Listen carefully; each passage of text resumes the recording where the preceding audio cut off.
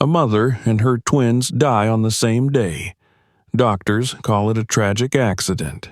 But at the funeral, when the coffin is already lowered into the ground, one detail causes everyone present to freeze. What happens next is impossible to imagine. Don't forget to subscribe and write in the comments what city you're from.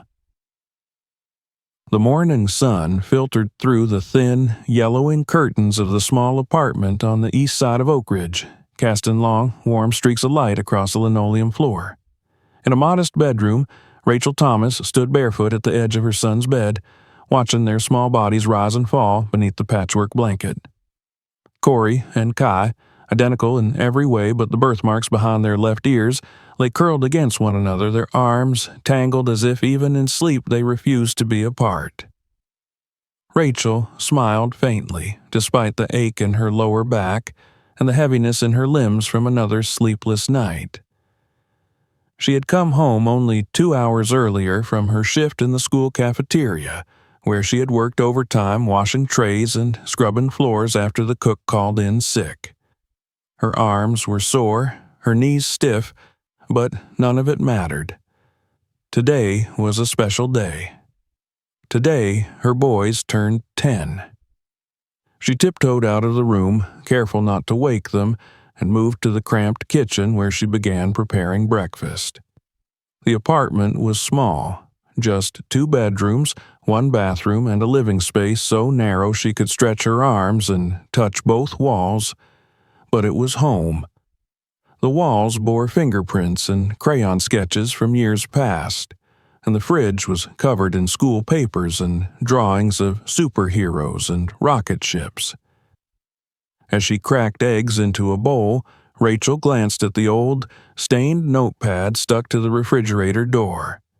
At the top, in her neat handwriting, was a to-do list for the day. Bake cake, pick up paper plates, hang banner, find candles, don't cry. She had added the last one just this morning. By 8 o'clock, the apartment buzzed with quiet energy. Balloons of different colors floated in each corner of the living room, tied with bits of ribbon salvaged from a clearance bin months ago. Rachel had strung a homemade banner across the wall above the worn-out couch. Happy birthday, Corey and Kai. Each letter cut out of magazine clippings and pasted carefully to cardboard. She had found a pair of plastic action figures in a discount bin last week and wrapped them in old newspaper pages for the boys to open. It wasn't much, but it was all she had. She was just pouring cake batter into a pan when there was a knock at the door. She hesitated for a second, wiped her hands on a dish towel, and opened it. "Morning, sunshine," Gerald said, stepping inside with a half-empty coffee cup in one hand and a grocery bag in the other. Rachel's smile didn't reach her eyes. "You're early." Gerald leaned in and kissed her cheek. Didn't want to miss their big day. Got something for the cake. He held up a small, clear container filled with a dark amber liquid. "What's that?" she asked. "Vanilla extract," he said, "the real stuff. Thought it might give it a little kick." She took the bottle, sniffed it, and shrugged. "All right."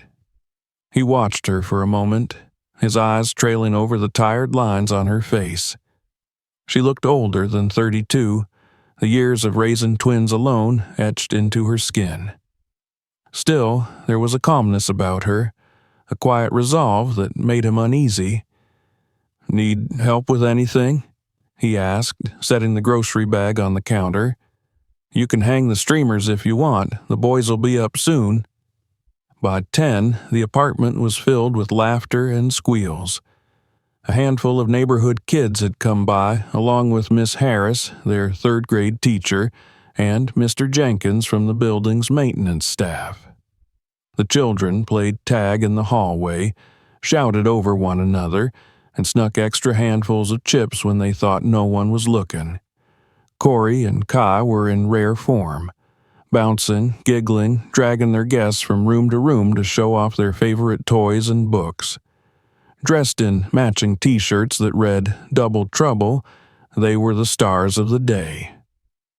Rachel floated from one task to another, refilling drinks, passing out napkins, and sneaking glances at the boys, memorizing every second. At noon, Gerald dimmed the lights, and everyone gathered in the living room around the table. The cake sat in the center, 2 layers of chocolate, topped with whipped cream and a pair of mismatched superhero figurines Rachel had stuck on toothpicks. Candles flickered in a line, 10 in total. "All right," she said, clapping her hands. "Time to make a wish." Corey and Kai leaned forward, eyes closed, faces glowing in the candlelight. They whispered something too soft for anyone to hear, then blew out the candles in unison as everyone cheered. Rachel helped cut the cake, handing out slices one by one. The room buzzed with chatter and the clink of plastic forks against paper plates. Gerald stood behind her, placing a firm hand on her lower back. "You did good, Rach," he said. "This is nice." She didn't reply. Her mind was already drifting toward the dishes that would need washing, the shift she'd be late for if she didn't hurry, the bills she hadn't yet opened. 10 minutes later, Corey was the first to stop eating. He looked up at her, eyes wide. "Mom, I don't feel good." Rachel froze. "What is it, baby?" "My chest. It hurts." Before she could speak, Kai dropped his fork. He was swaying in his seat, his mouth slack. "Mama," he murmured. Then both boys collapsed. Screams filled the apartment. Plates crashed to the floor. Rachel dove to her knees, her heart slamming against her ribs. She turned Corey onto his back, shaking him, calling his name. She reached for Kai, who was pale and motionless. "Somebody call 911, she yelled. The room spun. Her breath caught in her throat. Her limbs trembled as if her blood had turned to ice. And then, darkness. When she hit the floor, she heard Gerald whisper something close to her ear, something she couldn't quite understand. Then, nothing. The rest was silence. The next morning, silence loomed over Oak Ridge like a thick, oppressive fog. The usual sounds of neighborhood life, children shouting, radios playing, distant dogs barking, were absent, replaced by a quiet so complete it rang in the ears of those who listened for something familiar.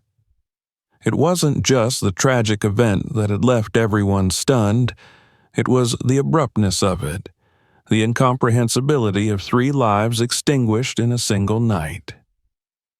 The news spread faster than wind. By sunrise, everyone in the apartment complex, and soon the entire block, had heard about the death of Rachel Thomas and her 2 young sons. The local newspaper, the Oak Ridge Ledger, ran the story beneath a grainy photo of the family taken at last year's Halloween festival. Rachel was dressed as a nurse, her arms protectively around Corey and Kai, who wore matching Batman costumes and identical grins. The headline read, "Mother and twin sons die in birthday tragedy. Community mourns." Beneath the surface, between the lines, there was no explanation that made sense, no comfort to be found in the ink of sympathy. People didn't know what to think. One moment, laughter and celebration, the next, death. No warning, no illness, just gone. According to the official report, the cause of death was carbon monoxide poisoning, an accidental leak from a faulty water heater in the small apartment. Emergency responders claim that by the time they were called, it had been too late. A neighbor had reported hearing a thud followed by screaming, but the apartment had already filled with gas. The paramedics who arrived found the 3 unresponsive, and though CPR was performed, none were revived.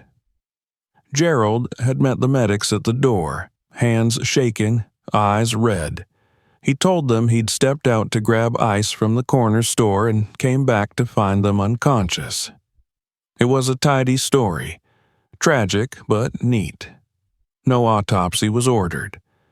The coroner signed off based on the scene, the statements, and the apparent signs of poisoning.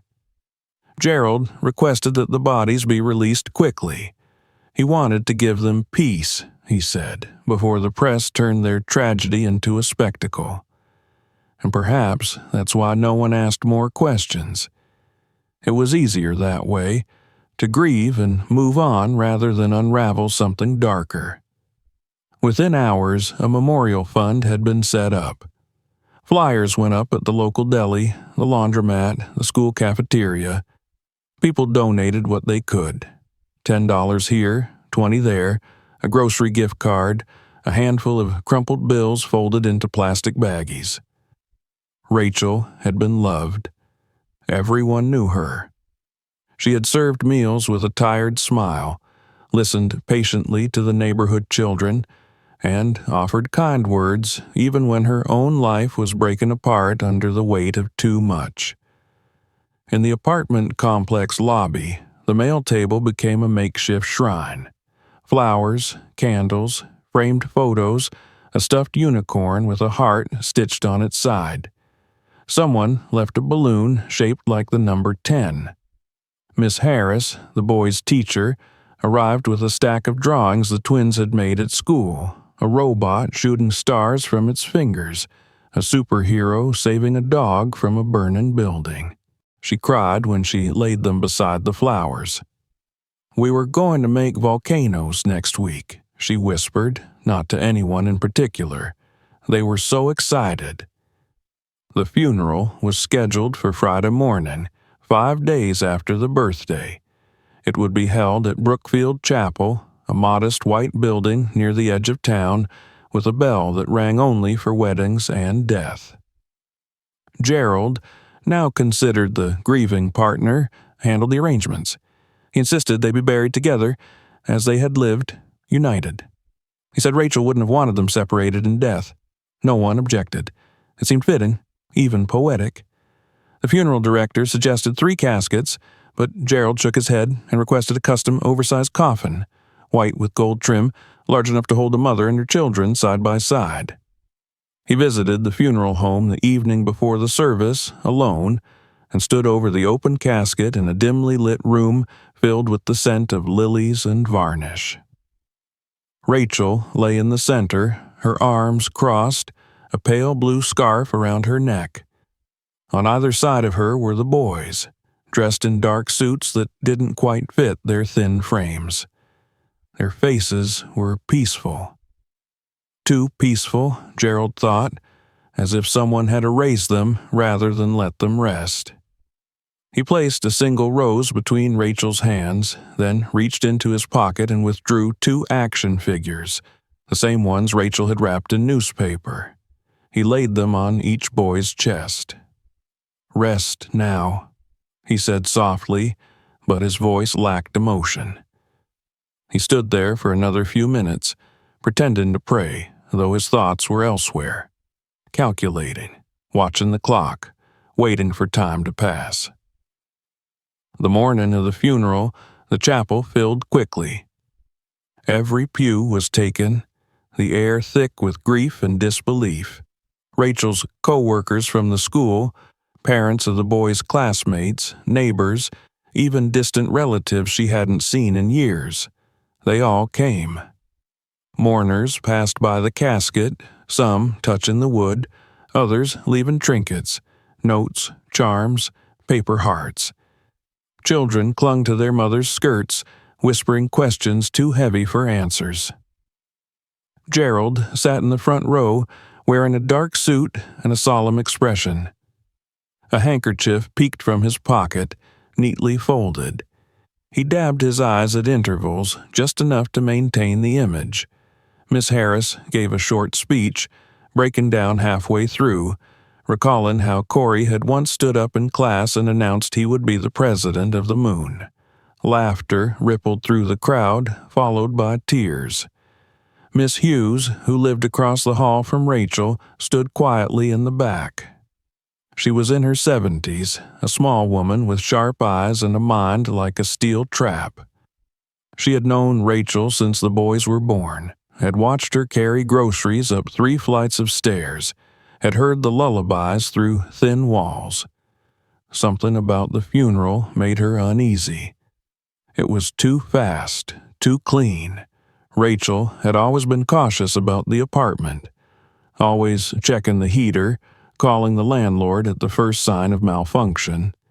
And then there was that night, just before the birthday, when she'd heard raised voices through the wall. Gerald and Rachel arguing, his voice low and angry, hers frightened but firm. She remembered seeing Gerald outside early the next morning, before anyone knew about the tragedy. He had been carrying something, a black garbage bag with a bulge that looked too solid, too purposeful. He had tossed it into the dumpster and walked away without a backward glance. After the service, people gathered at the cemetery on the hill, just beyond the city limits. The sun was high, the grass freshly cut. The coffin gleamed in the light as it was lowered slowly into the earth. There was a collective intake of breath, as if the entire crowd had forgotten how to exhale. Gerald stepped forward with a shovel and dropped a single scoop of dirt onto the casket. A symbolic gesture. Others followed. Miss Harris, a cousin from Chicago, a boy from the Twins soccer team. Each step forward chipped away at the hope that this might be a dream, a mistake, a cruel trick. When the last handful of soil had been tossed, when the priest had spoken his final words, the crowd began to disperse. The wind picked up. Balloons tied to folding chairs swayed gently, casting thin shadows on the grass. Gerald remained by the grave, alone, until even the cemetery workers turned away. He stared at the mound of earth, his face unreadable. Then he walked to his car, slid into the driver's seat, and closed the door. For a moment, he sat there in silence. Then he pulled out his phone and dialed. "It's done," he said when the call connected. "They're gone, completely." He listened, nodded. "Give me 2 weeks to handle the paperwork. Then we're in the clear." He ended the call, tossed the phone onto the passenger seat, and smiled. A small, fleeting thing, like a ripple in still water. The funeral was over. No one had questioned the cause of death. No one had demanded an autopsy. No one, except one old woman, had wondered what really happened in that apartment. And by the time they did, it might be too late. There was no air. At first, that was the only sensation Rachel could understand. Her lungs burned with effort, dragging in something that barely felt like breath. She wasn't cold exactly, but she shivered uncontrollably, a trembling that started in her spine and traveled through her limbs. Her eyes opened to absolute blackness. No outlines, no glimmers of light, not even the shadowy comfort of a ceiling or a wall. Just darkness. It enveloped her, pushed in against her skin from all sides, smothered her like a second invisible body. She tried to move her arms, but they were pinned at her sides.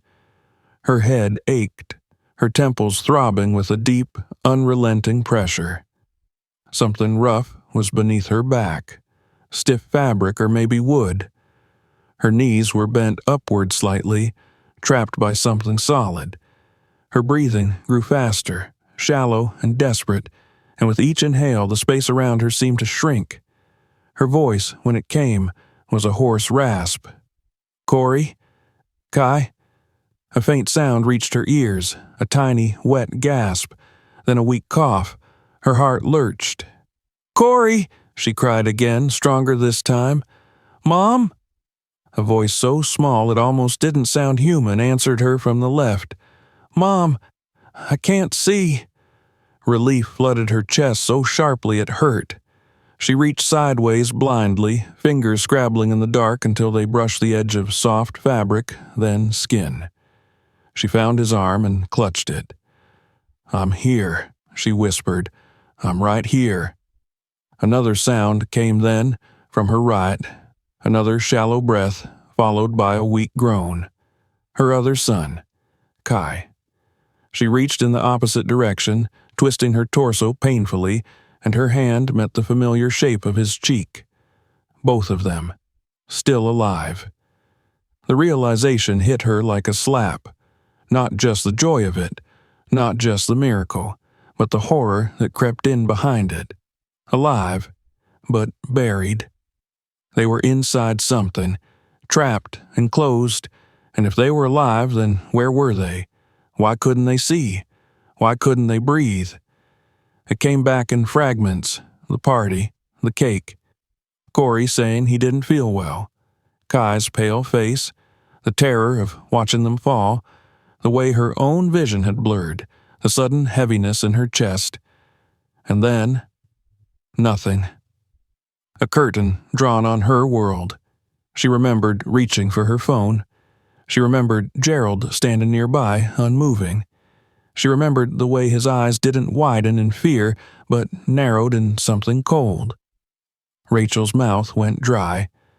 She lifted her arm slowly, felt upward. Her hand met a hard, smooth surface not far above her face. She pushed. It didn't budge. Wood. She slapped at it, then beat her fists against it, but it didn't shift, didn't echo. It was too thick, too tight, too final. No. The word tore through her, raw and ragged. This couldn't be. This was a nightmare, a coma, a hallucination. But Corey was here. Kai was here. They were breathing, barely, but they were breathing. And that meant one thing. They had been buried alive. The panic hit like a wave. Rachel gasped, her chest heaving and the limited air in the box thickened around her like steam. She tried to steady herself, tried to think. Hyperventilating would only burn oxygen faster. She couldn't see her sons' faces, but she could feel the shape of them beside her, the warm life still clinging to their skin. "Boys," she said, her voice steadier, "I need you to listen to me." Corey whimpered. "I can't breathe, Mommy." "I know, baby, I know. We're going to be okay. Just stay close. Don't panic. I'm here." Kai coughed. "It's so dark." "I know. Just hold on." She began probing again, her hands moving across their small bodies, checking for injuries. Corey was trembling but whole. Kai felt hot to the touch, feverish. Or maybe it was just the stale heat trapped inside their prison. Rachel could barely tell any more. She forced herself to breathe slower, shallower. Every breath she wasted might cost them minutes. She had to think. There was no doubt in her mind anymore. Gerald had done this. He had drugged them. Something in the cake or the drinks, maybe both. He had made sure they would look dead, unresponsive. And somehow he had managed to convince the authorities that no autopsy was needed. She remembered him talking once, offhandedly, about how easy it was to speed up red tape with the right pressure. He must have found a way to bypass procedure. Maybe he had someone inside. Maybe he forged papers. She didn't know how. She only knew why. Money. It always came back to that. Rachel had taken out a life insurance policy the year before, after the school had offered low-rate options to employees. It wasn't much, just enough to cover funeral costs and leave the boys a little something. She had named herself and the boys as the insured, with Gerald as the contingent beneficiary in case of family tragedy. It had seemed harmless at the time, logical even. Now it felt like she had written their death warrant. She pressed her forehead to Corey's and whispered, "Don't give up. I need you to stay with me." Rachel strained her ears. Above them, beyond the wood and the soil, there was only silence. No muffled voices, no footsteps, no scraping shovels, just the soft, endless hush of dirt pressing in. Her fingers trembled as she reached for her neck, then her waistband. Habit had always made her tuck her phone into the elastic of her pants when moving around the house. Her hand brushed something hard. She yanked it free. The screen flickered to life with a dull, bluish glow. No signal, no bars, but the phone was alive. She nearly cried. She navigated to the emergency screen. Nothing. She tried opening the flashlight. It blinked on, a soft, pitiful beam that bounced against the lid above her. White satin. She was in a coffin, a real coffin. And beside her, her son's eyes blinked in the sudden glow, their pupils huge in the dimness. "We're in a box," Kai whispered. Rachel nodded. "Yes, but we're not staying here." The battery was already low. She had to think fast. Then something shifted. It wasn't inside the box, it was outside. A dull vibration, faint at first, then again, a tremor in the soil above. Rachel froze. Her sons clung to her arms. There it was again. A scraping, a knock, then a thud. Someone was digging. She didn't know who. She didn't care. She turned off the flashlight to preserve the battery and held both boys tightly. Her lips moved silently, a prayer with no shape, no words. The digging grew louder, faster. Rachel's heart pounded. Kai began to sob, but she pressed his face into her chest. "It's okay," she breathed. "It's help. It's someone coming for us." Then, with a final blow, light burst into the coffin, a jagged beam that stabbed down through a gap in the lid. Rachel gasped. Soil fell onto her face and shoulders. She turned her head as the lid creaked open further, revealing a face, no, several, blurred by the sudden brightness. Hands reached in. Voices called out. "They're alive!" Rachel collapsed into the arms that pulled her out. Corey and Kai followed, limp and shaken. She didn't know who was holding her. She didn't recognize the faces, the uniforms, the chaos. She only knew that the world was no longer black. The sky above her was blue, blinding, open. She had been buried, and she was breathing. The nightmare wasn't over, but it had cracked. And through the crack, light had come pouring in. The glare of the sun felt foreign against Rachel's face as the fresh air seared her lungs, each breath a painful reminder of how close she had come to losing everything. Her vision swam as her eyes adjusted to the light.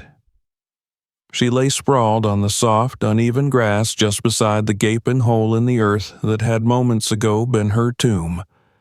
Dirt clung to her skin, her clothes, her hair. The hands that had pulled her out were still hovering, trembling, uncertain whether they were helping the living or raising the dead. Corey and Kai were beside her, pressed to either side like bookends, their faces pale and streaked with grime. Kai whimpered as a paramedic touched his face. Corey stared upward with wide, unblinking eyes.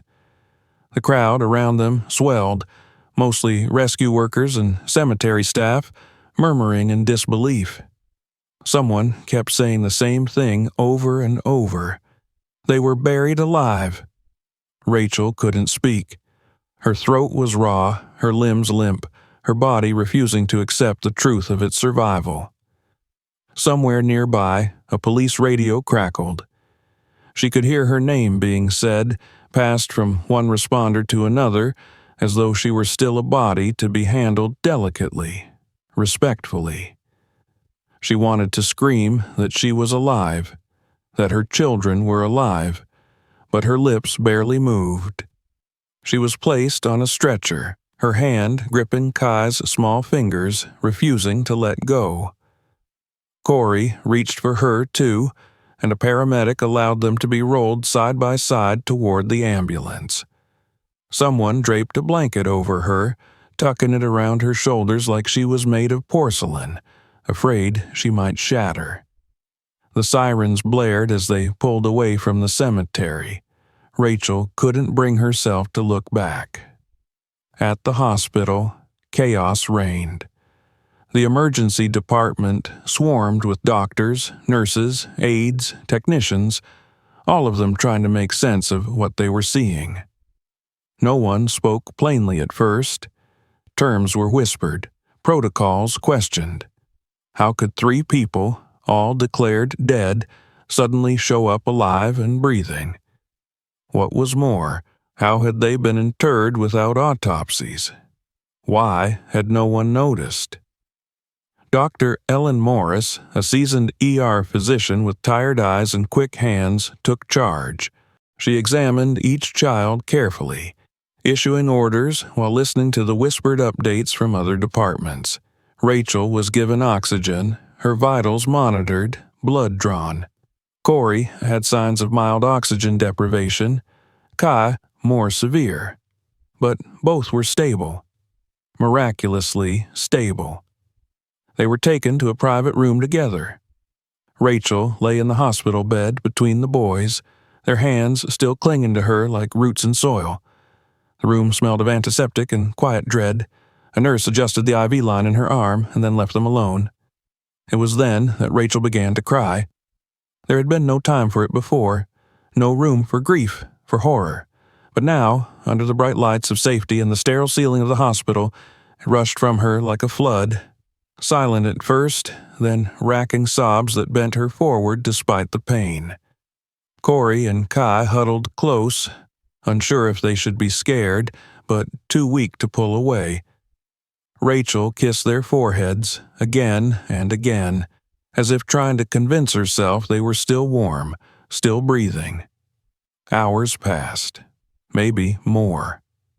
The world outside continued to turn, unaware of the rupture that had taken place beneath its surface. When the door opened again, it was Officer Daniel Jenkins who stepped inside, hat in hand. He looked older than his 46 years, with silver in his hair and lines carved into his brow from decades of witnessing things no man should see. But nothing, not war, not crime, not grief, had prepared him for what he saw now. "Rachel," he said softly, "it's really you." She turned her head toward him. Her voice was a whisper. "You pulled us out?" He shook his head. "No, but I got them to. You can thank Miss Hughes." Rachel blinked, confused. "She wouldn't let it go," Jenkins explained. "Said something didn't feel right. She remembered you arguing with Gerald the night before. Said she saw him dumping something in the trash real early the next morning. Too early. And then the funeral came together faster than any I've ever seen. Something about it didn't sit right." Rachel swallowed, her throat still raw. "I thought we were dead. I thought I'd never see them again." Jenkins sat in the chair beside her bed. "So did we. But you're not. And now we've got a hell of a lot of questions to answer." He opened a manila folder and removed several sheets of paper. "You were declared dead without a full autopsy. A doctor signed off on the cause, carbon monoxide poisoning, based only on scene observation. That's highly irregular, especially with children involved." Rachel frowned. "Gerald, he made them believe it." Jenkins nodded grimly. "That's what we think, but it goes deeper." He handed her a photocopy of a document. It was an insurance policy, her name at the top, Corey and Kai listed below, and in the section marked beneficiary. Gerald's name was typed in bold letters. Rachel stared at it. "I took this out for them, in case I died. I never—" "I know," Jenkins said. "You were trying to protect them, but he used it. That's why everything happened so fast. He was working against the clock." Rachel's voice trembled. "He poisoned us. We're waiting on toxicology. But yes, that's what it looks like. Something strong enough to mimic death, slow the heart, drop the body temperature, enough to fool an inexperienced responder, especially if they were pressured." "And now?" she asked. "Now," Jenkins said, "we go after him." He stood. "We've got officers at the cemetery collecting evidence. The coffin, the burial order, The signature from the coroner, every step of this process. We're not stopping until we know exactly how he pulled this off. And you and your boys, you're safe now. You're protected." As he turned to leave, he paused. "Rachel, I've been on the force 25 years. I've seen bad men. I've seen monsters. But I've never seen anything like this. You survived what no one should survive. Don't ever forget that."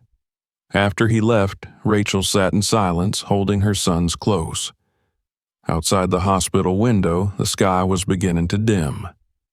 The sun was setting, painting the clouds with strokes of orange and red. It looked like fire, like the end of something. She knew what would come next.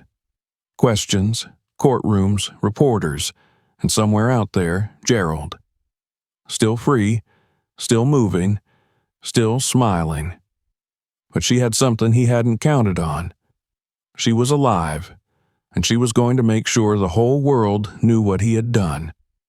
Rachel remained in the hospital for 3 more days, her body healing slowly, but her thoughts growing sharper with every hour. She moved through her own mind like a field of broken glass, careful not to step too hard on any memory that might bring the pain rushing back. At night, when the nurses dimmed the lights and her boys finally drifted into uneasy sleep beside her, she stared at the ceiling and repeated the same questions over and over again, like a mantra. How could he? How long had he planned it? What else had she missed? Each time she asked herself these things, she came closer to the same brutal conclusion. Gerald hadn't just turned on her in a moment of desperation. This had been a slow, calculated betrayal, designed to unfold with cold precision. And, if Officer Jenkins was right, it wasn't over yet. On the morning of the 4th day, the boys were discharged. Corey clung to Rachel's hand as they walked slowly through the sliding doors of the hospital, Kai tucked beneath her arm. The sun was high, but the light felt colder than she remembered. A car waited for them near the curb, the passenger window rolled down. Miss Hughes sat in the front seat, her face lined with fatigue, but her eyes full of determination. She didn't say much, just nodded as Rachel settled the boys into the back seat and climbed in beside them. They drove in silence for a while. Rachel watched the town pass by. Buildings that once felt safe, familiar, now appeared tainted, brittle. She saw the school where she'd served lunches, the corner store where Gerald used to buy his lottery tickets, the bus stop where she had stood with the boys every weekday morning. Everything was still in its place, but she was not. Something had shifted permanently. Miss Hughes cleared her throat softly as they reached the old apartment building. "You shouldn't stay here long," she said. "Not until everything's finished." Rachel nodded. "Just long enough to get what we need." Inside, the apartment was exactly as they'd left it. The balloons had deflated into sad little husks on the floor. The banner still hung above the couch, faded letters spelling out a birthday that had nearly become a eulogy. Dishes sat in the sink, crusted with remnants of cake and icing. The place smelled like dust and old betrayal. Rachel's stomach turned. She led the boys to their room, helped them change into clean clothes from the closet. Corey asked if they would have to go back to the hospital. Kai asked if Gerald would come back. Rachel gave the same answer to both. "No, not ever." When they were settled with some coloring books and snacks, she returned to the living room where Miss Hughes stood quietly near the bookshelf. Rachel opened a drawer in the coffee table and pulled out a manila envelope. Inside were copies of the insurance documents, ones she had signed months ago, long before any of this had begun. At the time, Gerald had encouraged her, said it was the responsible thing to do. Now she understood why. Miss Hughes took the papers, flipping through them with a slow, practiced eye. "He signed these copies too," she murmured, pointing at a signature at the bottom of one page. "That's not yours." Rachel frowned. "What do you mean?" Miss Hughes tilted the paper toward the light. "The witness signature. That's supposed to be someone else, not the beneficiary. He signed both lines. It's illegal." Rachel's chest tightened. She hadn't noticed it before, hadn't looked closely, but now it was clear. Gerald had forged the witness name. He hadn't even bothered to hide it well. "I didn't know," she whispered. "I thought he just wanted to help. I never imagined—" "You wouldn't," Miss Hughes said, "because you're good. That's why people like him find women like you. You trust, you hope, and they take." Later that day, Officer Jenkins returned. He came alone, this time in plain clothes, and carried a file thicker than before. They sat at the kitchen table, the boys asleep in their room, the apartment heavy with the weight of truth waiting to be told. "We got the lab results," Jenkins said, placing the folder down. "The boys were given a sedative, a rare one. It's used in specific surgeries to simulate coma-like states during organ transport. Suppresses breathing, lowers heart rate, induces paralysis in high doses. Only licensed hospitals can access it. But there's a black market." Rachel's stomach turned. "How did he get it?" "We don't know yet, but we think he had help. Someone with medical access, possibly someone working at a private clinic." He opened the folder. Inside were printouts of emails, financial records, surveillance photos. One of the emails was from Gerald to someone named M. Hartley, asking about another dose of the same product and offering cash payment. Another showed a transfer of $5,000 to an unregistered account. "He was trying to buy a second round," Jenkins said. "We think he wanted to make sure it looked convincing. He probably did a trial run with something mild. Then, once he was sure it worked, he gave you the real thing." Rachel covered her mouth. "What kind of person does that?" "The kind who sees people as a means to an end," Jenkins said quietly. "We also have security footage from the cemetery. Gerald met with a man there 2 days before the funeral, spoke for nearly 30 minutes. The man's a mortuary assistant. His bank account shows a large deposit the next day." "He paid him to speed things up," Rachel murmured. Jenkins nodded. "The funeral director claims he was rushed, told the family wanted a quick burial, no embalming, no delay. He didn't question it." Rachel felt like she was falling. Every moment she'd shared with Gerald replayed in her mind, but now each smile, each soft word was tinted with rot. He had been planning this, calculating. While he held her boys, while he kissed her forehead, while he promised to help her pay the rent. "I slept beside him," she whispered. "I let him feed my children." "You couldn't have known," Jenkins said, "but now you do, and we're going to stop him." Rachel looked up. "Where is he?" "We believe he's still in town. He hasn't accessed the insurance payout yet. There's a waiting period, but we flagged all his accounts, his phone. He hasn't used his main number since the funeral. We think he's hiding with someone." Rachel's mind flashed to a name, a woman Gerald had once mentioned, a nurse, someone he'd gone out with before they met. Her name had slipped out once during a fight, and when Rachel asked about it, he'd brushed it off. "Sylvia," she said aloud. "He might be with someone named Sylvia. He used to talk about her. She worked at a private clinic on the south side." Jenkins made a note. "We'll check it out." Before he left, he turned to her one last time. "We're building a case, but your testimony will be crucial. You're the only one who knows what happened from inside that box." Rachel's hand trembled slightly. "I'll say everything, every detail. That night, after the apartment had gone quiet again, she stood at the window and stared out at the street below. Corey and Kai slept on the couch, arms flung over each other as if even in dreams they were afraid of being separated. She thought about the hole in the ground that had nearly become their grave, about the cold, smooth lid that had closed over them, about how she had whispered to her boys in the dark that help would come, even when she didn't believe it. And then she thought about Gerald. Out there, somewhere, free, breathing air he had tried to steal from them. He thought he had buried them, thought the dirt would keep his secret. But she was going to speak, and the whole world would hear.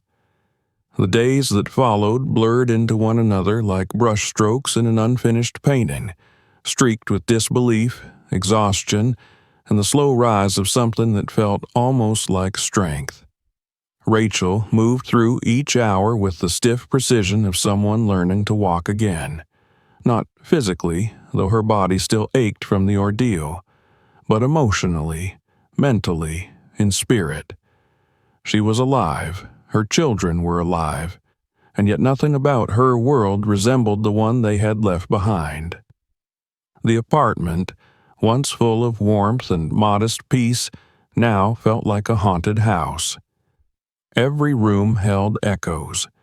Every drawer, every folded towel, every spoon had been touched by the hands of the man who tried to kill her. She couldn't bear to sleep in the same bed she once shared with Gerald. She had stripped the sheets, scrubbed the mattress with bleach, yet the ghost of him lingered there. She moved herself and the boys to the living room where they huddled together on the old couch like survivors of a shipwreck washed ashore. Corey and Kai had started to laugh again, sometimes even chase each other in little bursts of energy, but their laughter came like stuttered breaths, forced, uncertain, always followed by a glance toward their mother as if seeking permission to feel joy again. Rachel did her best. She painted on smiles, cooked their favorite meals, let them fall asleep in her arms like they did when they were babies. She didn't cry in front of them. But each night, after their breathing steadied and their limbs grew heavy with sleep, she would sit in the dark with her knees pulled to her chest, listening to the clock tick and the refrigerator hum. Sometimes she would open her phone and scroll through the photos she thought were gone forever. Corey licking frosting off his fingers, Kai blowing out candles, Gerald's arm wrapped around all of them, his grin wide and wolfish. She would study his face for signs, try to find what she had missed, the dark glint that might have warned her. The media found them quickly. News vans began to appear on the curb outside the complex. Reporters knocked at her door, some polite, others pushy. Everyone wanted the story. The family that had risen from the grave, the mother who clawed her way back to life, the twins who had been declared dead but laughed now on national TV. Rachel refused them all at first. She wasn't ready. But after a week, Officer Jenkins called and asked her to reconsider. "You don't have to tell them everything," he said gently, "but the more public this becomes, the harder it will be for Gerald to run. People will recognize him. They'll be watching." So she agreed to one interview. It was recorded in a quiet studio, a soft-lit room designed to look like a living room. The anchor, a woman with kind eyes and a measured voice, asked the questions carefully, as if afraid too much pressure might shatter the answers. Rachel sat with Corey on one side and Kai on the other, their small hands gripping hers tightly throughout. "I thought it was the end," Rachel said, her voice low but steady. "But I had to keep talking to them, even in the dark, even when I thought no one could hear. I kept telling them, 'Hold on, someone's coming.' And then someone did. When asked about Gerald, she didn't flinch. He tried to kill us, Not with a gun, not with a knife. With trust, that's what he used. He poisoned us and buried us because he thought no one would notice. But he was wrong. The clip went viral. The full interview aired in several states. Headlines screamed variations of the same line. Buried alive, a mother's survival. Support flooded in. Donations to their online fund soared. People sent clothes, toys, letters of encouragement, offers of therapy sessions, legal aid, even housing. One letter came from a woman in Florida who had been in a relationship with Gerald years earlier. She said he had threatened her when she tried to leave, that he had a violent temper and once talked about starting fresh with someone dumb enough to sign their life away. Her testimony was sent to Jenkins. It became part of the growing file. The school Rachel worked for reached out and offered her a position again when she was ready, but she declined. Something in her had shifted too much to return to pouring milk and slicing apples under fluorescent lights. Instead, she began volunteering at a local shelter for women, speaking to those who had escaped abuse, sharing her story carefully and slowly, like peeling back gauze from a deep wound. Miss Hughes remained close. She came by every day with groceries or books for the boys, or just to sit quietly with Rachel while the boys played. She never said, "I told you so." She never made Rachel feel small for not seeing it sooner. She only offered quiet support, the kind that didn't require repayment. After 3 weeks, Rachel used part of the donations to move. The landlord had agreed to terminate her lease early, and with Jenkins' help, she found a small rental house across town. It wasn't fancy, but it had a backyard, a garden bed she could fill with tomatoes and sunflowers, and enough bedrooms that the boys could each have their own space. The house felt clean, untouched by Gerald's shadow. When they moved in, Rachel let the boys pick new bedding and curtains. Corey chose dinosaurs. Kai chose stars. That first night in the new house, Rachel stood in the doorway of their room, watching them sleep. She didn't cry. She simply breathed, long and deep, like drawing air into a space that had been empty for too long. When she turned away, she found herself smiling for real. In the background, the legal wheels continued to turn.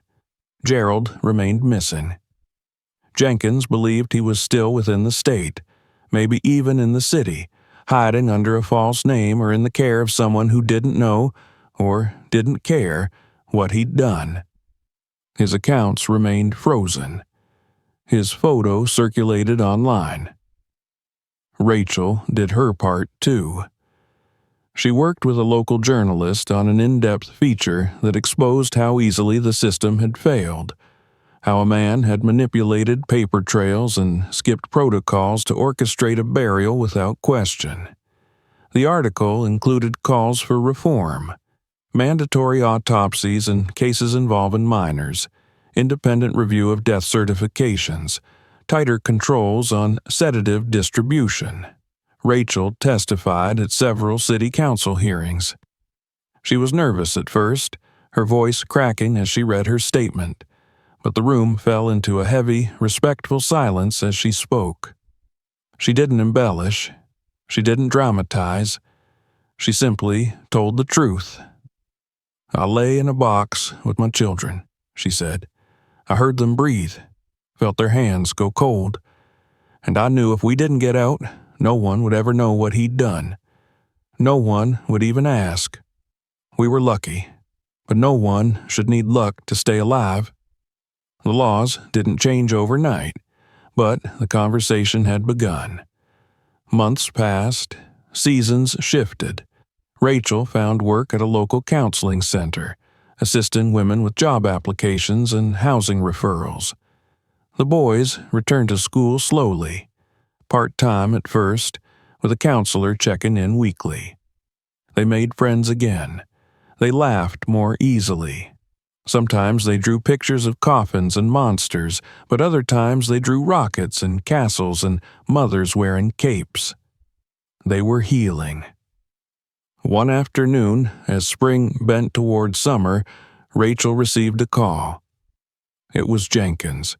His voice was calm, but his words carried weight. "We've got him." Gerald had been arrested in a motel on the outskirts of a neighboring city. He had used a fake name and paid in cash, but a clerk recognized him from a news segment and called it in. When the officers arrived, he tried to run. It didn't work. Rachel hung up the phone and sat very still for a long time. That evening, as the boys colored quietly in the kitchen, she walked into the backyard alone. The sky was pink and gold, soft clouds glowing above the fence. She closed her eyes and tilted her head to the sky. Gerald was in custody. The man who had tried to bury her had been found. She hadn't just come back from the grave. She had dragged the truth back with her. The courtroom was colder than Rachel expected. Not physically, though the air conditioning hummed with constant, sterile indifference, but emotionally, like stepping into a place where pain was transformed into facts, where heartbreak became exhibits and the betrayal turned into bullet points. She sat stiffly at the front of the gallery, hands folded in her lap, eyes focused on the wooden panels of the witness box where she would soon speak. Corey and Ka weren't with her. They were home, safe, under the watch of Miss Hughes, who had promised them games and ice cream, and not to let the TV turn on until bedtime. Rachel had insisted they not be a part of this. They had survived enough. Across the aisle, Gerald sat with his hands cuffed, his suit borrowed from the county detention center, his face thinner than she remembered. But his eyes hadn't changed. They were the same shade of cool, expressionless brown she used to look into every morning. He didn't look at her now. His gaze roamed the courtroom, his jaw tight, his lips occasionally twitching with irritation. He wasn't sorry. He hadn't changed. She knew it with every breath she drew. The trial had begun 3 weeks earlier, but this was the day everyone had been waiting for. The day Rachel would testify. The courtroom was packed. Journalists from local and national outlets, law students, community members who had followed the case from the beginning. Cameras weren't allowed inside, but the public gallery buzzed with tension. The judge, a woman with silver hair and glasses perched low on her nose, called for order. Rachel stood when her name was called and walked to the stand. She placed her right hand on the Bible, swore the oath, and sat down. The prosecutor, a quiet man named Vickers, with a kind face and an iron will, approached with measured steps. "Miss Thomas," he began, "thank you for being here. I know this is difficult." Rachel nodded. "It's okay. Let's start with your relationship with the defendant. How did you meet?" She took a slow breath. "At a community dinner. I was volunteering. He came in with a friend.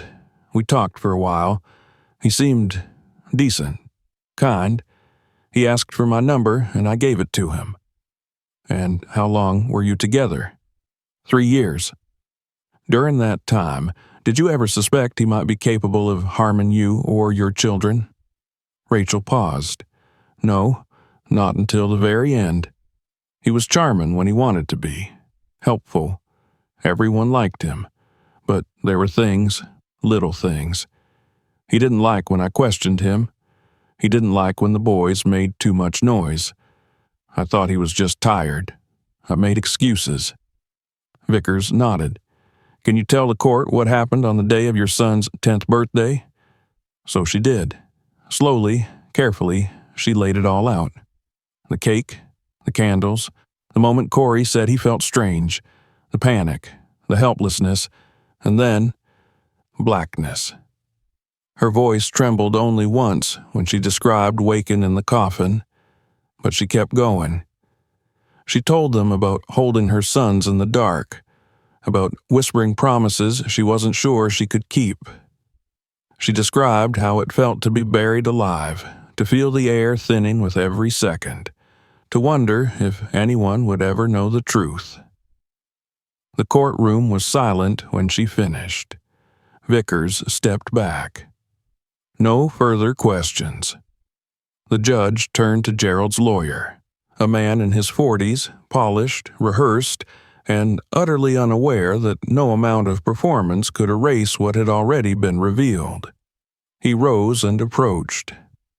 "Miss Thomas, I want to begin by saying how sorry I am for what you went through."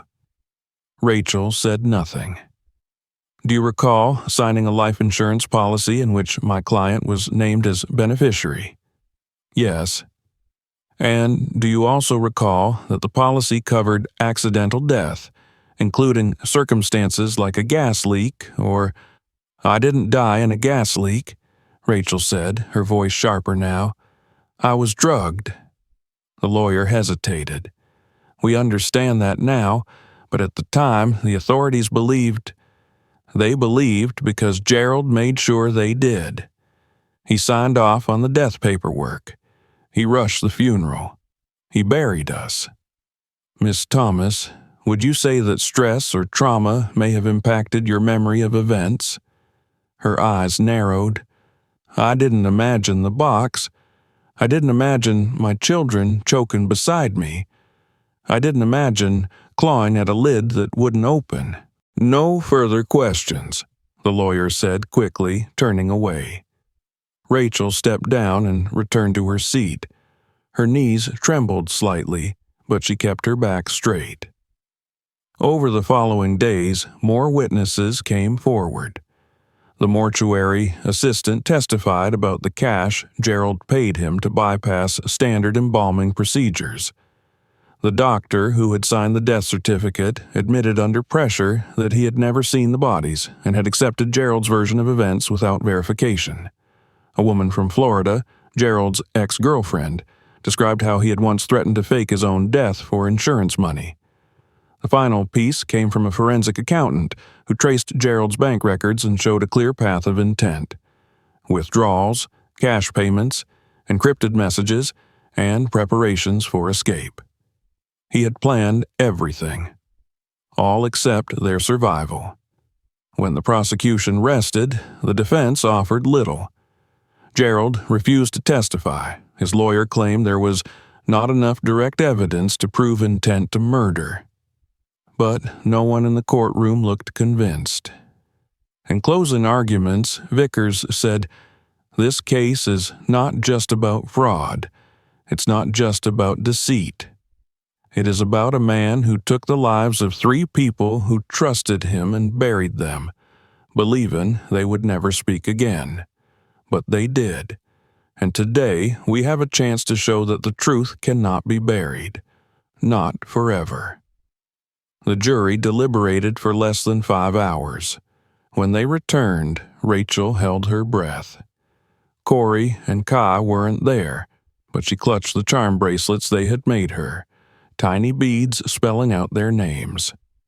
On the charge of attempted murder in the 1st degree, the foreperson said, "We find the defendant guilty." On the charge of fraud with intent to cause death, we find the defendant guilty. On the charge of reckless endangerment of minors, we find the defendant guilty. Rachel exhaled. The courtroom buzzed with whispers. Gerald didn't flinch. He sat perfectly still, jaw locked, as if he still believed he could will the truth away. The judge sentenced him to life in prison without parole. Rachel didn't cry. Weeks later, she returned to the cemetery. Not the one where she had been buried, but another, quieter place on a hill where her husband, Marcus, had been laid to rest nearly 11 years earlier. She hadn't visited in a long time, not because she didn't care, but because it hurt too much. Standing there now, her hands in her coat pockets, she looked at the name carved into the stone and let the silence fill her.